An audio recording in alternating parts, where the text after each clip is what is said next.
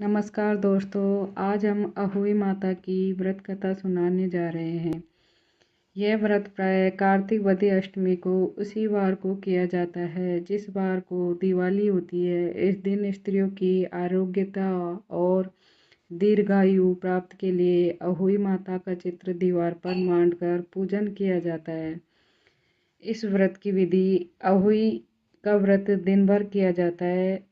जिस समय तारामंडल आकाश में उदय हो जाए उस समय वहाँ पर एक जल का लोटा रखकर चांदी की स्याऊ और 2 गुड़िया रखकर मूली नाले में पिरो ले। तत्पश्चात रोली चावल और अहोई माता के सहित स्याई माता का अर्चा और सीरा आदि का भोग लगाकर कहानी सुने। अहोई माता की कहानी। एक नगर में साहूकार रहता था।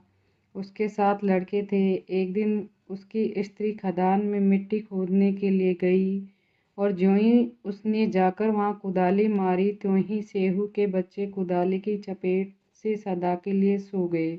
इसके बाद उसने कुदाली को स्याऊ के खून से सना देखे तो उसे सेहू के बच्चे मर जाने का बड़ा दुख हुआ, परंतु वह विवश थी क्योंकि यह काम उसे अनजाने में हो गया था। इसके बाद वह बिना मिट्टी के लिए ही खेद करती हुई अपने घर आ गई और उधर जब से अपनी घूरकाल में आई तो अपने बच्चों को मरा हुआ देखकर नाना प्रकार से विलाप करने लगी और ईश्वर से प्रार्थना की कि जिसने मेरे बच्चों को मारा है उसे भी इसी प्रकार का कष्ट होना चाहिए। तत्पश्चात सेह के श्राप से सेठानी के 7 लड़कों एक ही साल के अंदर समाप्त हो गए, अर्थात मर गए। इस प्रकार अपने बच्चों को असमय काल के मुंह में समाये जाने पर सेठ सेठानी इतने दुखी हुए उन्होंने किसी तीर्थ पर जाकर अपने प्राण गंवा देना उचित समझा।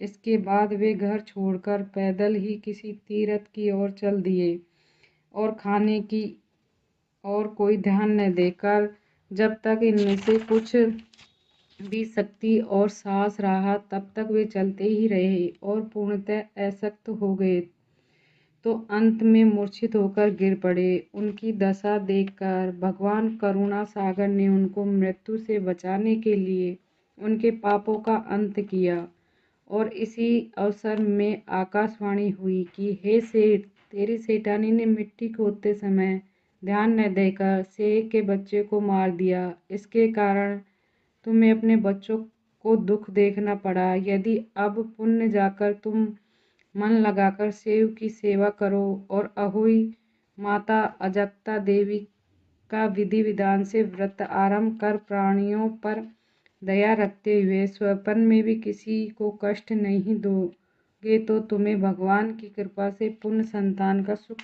प्राप्त होगा।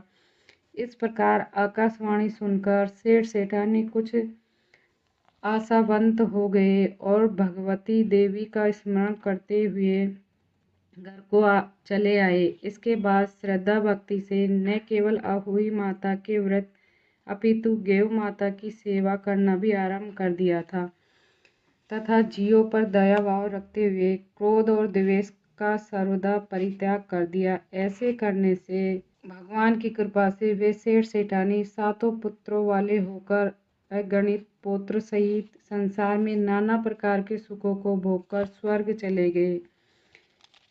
इसी प्रकार अहोई माता की व्रत कथा कहानी समाप्त होती है। बोलो अहोई माता की जय।